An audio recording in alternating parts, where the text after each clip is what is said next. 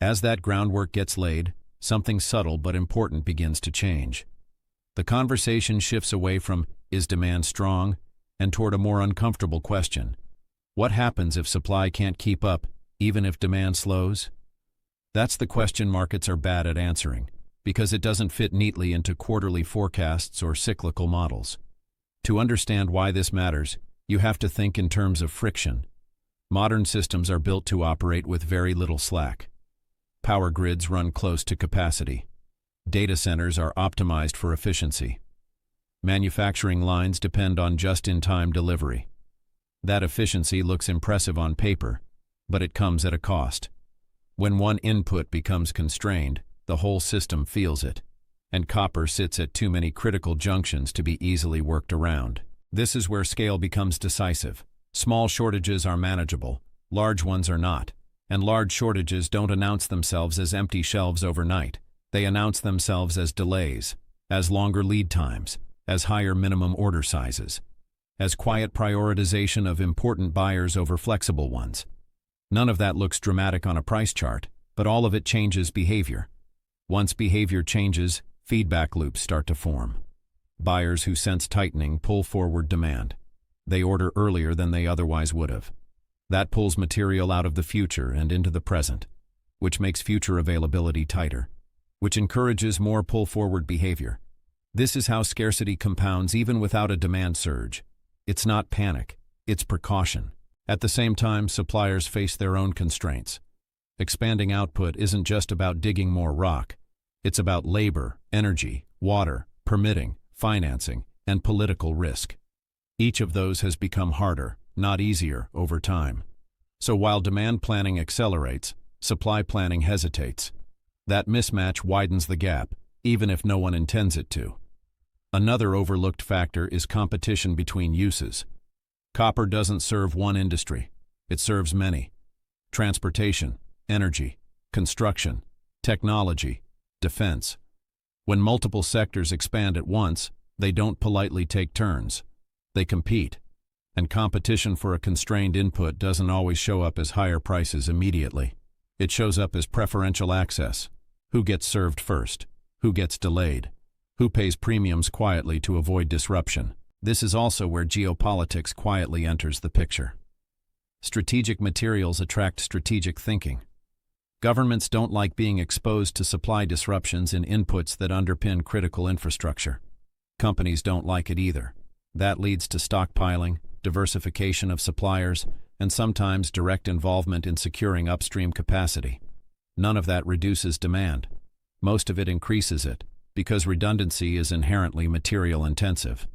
Redundancy is a word that sounds wasteful until you need it. In infrastructure planning, redundancy is survival. Backup lines, spare capacity, alternative routes. Each layer adds metal, and once those layers are built, they don't get removed when conditions improve. They become part of the baseline. This is why the idea of a clean cyclical reset feels increasingly unrealistic. You can slow the pace of building. You can delay projects. But unwinding built-in redundancy is politically, economically, and operationally difficult.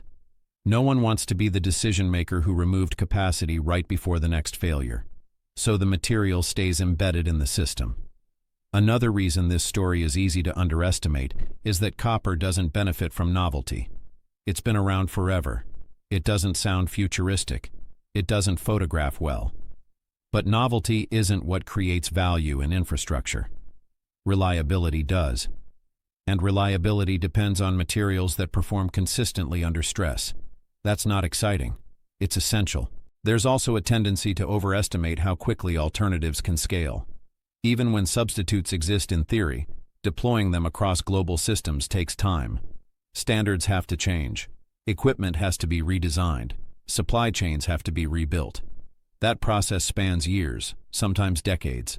In the meantime, the incumbent material continues to carry the load. All of this feeds into a broader realization. The risk profile of copper is changing. It's not losing cyclicality entirely, but it's gaining a layer of structural support beneath it. That support doesn't prevent pullbacks. It changes their character. Instead of clearing excess, pullbacks increasingly redistribute supply from weak hands to strong ones.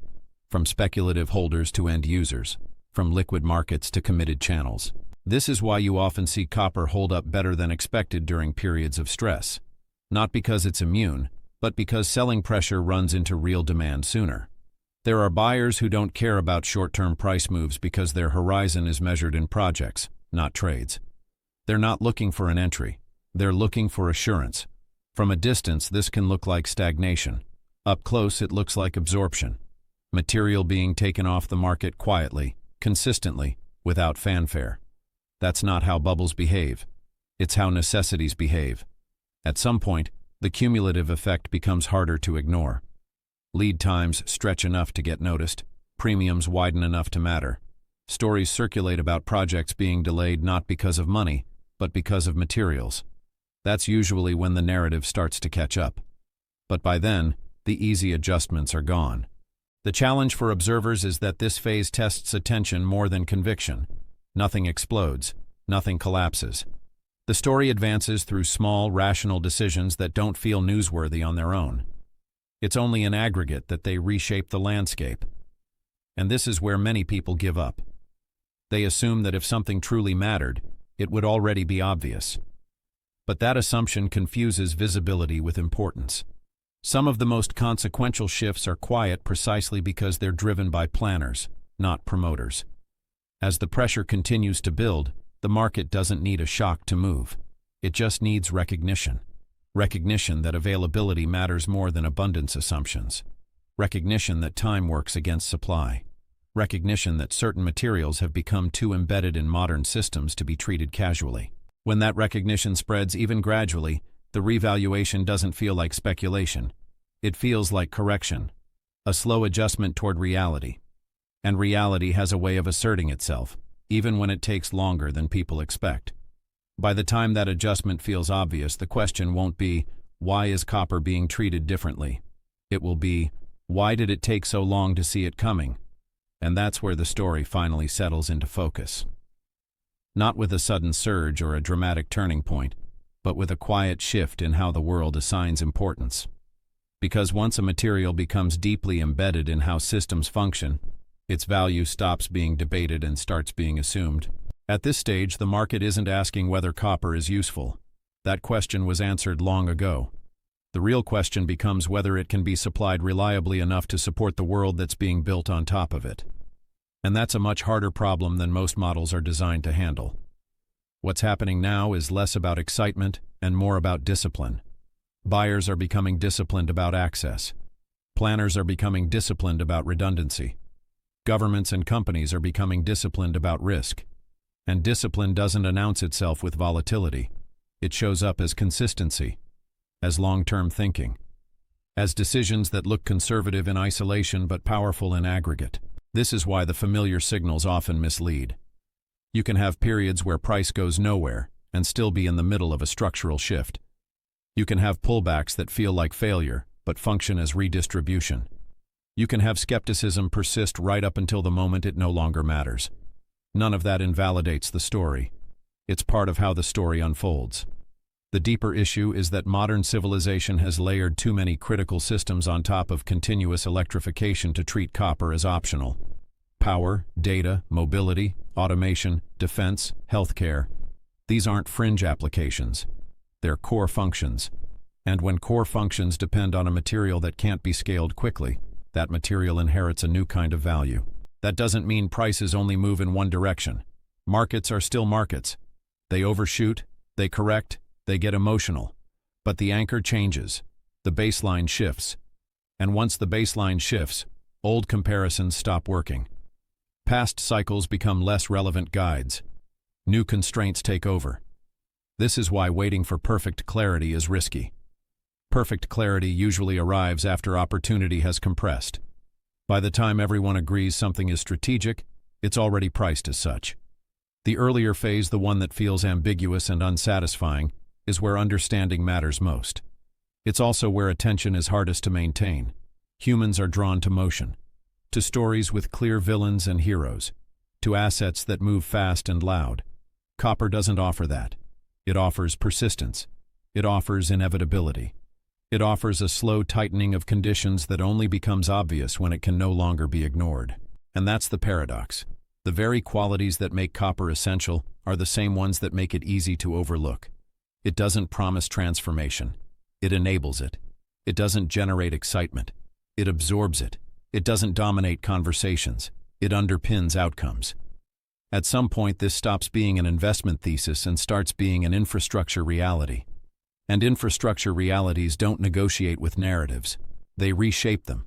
Analysts adjust assumptions. Policymakers rethink priorities. Companies revise strategies.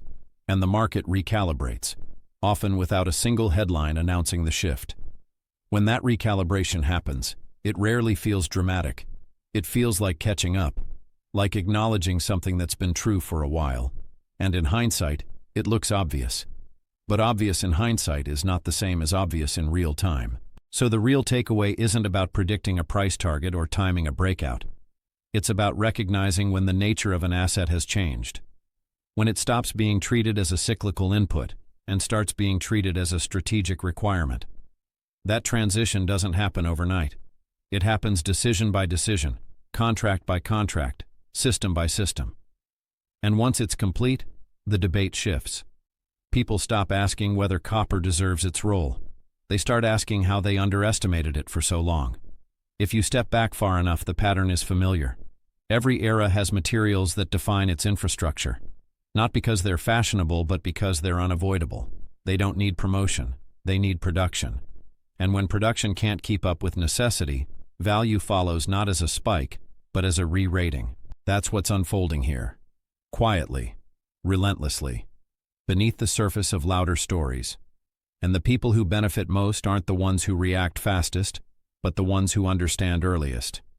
If this breakdown helped you see copper differently, less as a trade and more as a foundation, let me know by liking the video.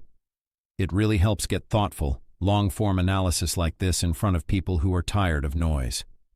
Share it with someone who still thinks all metals move for the same reasons. And if you want to keep understanding these slow structural shifts before they turn into headlines, subscribe and turn on notifications. More of these deep, no-hype explanations are coming, and the next one builds directly on what you just heard.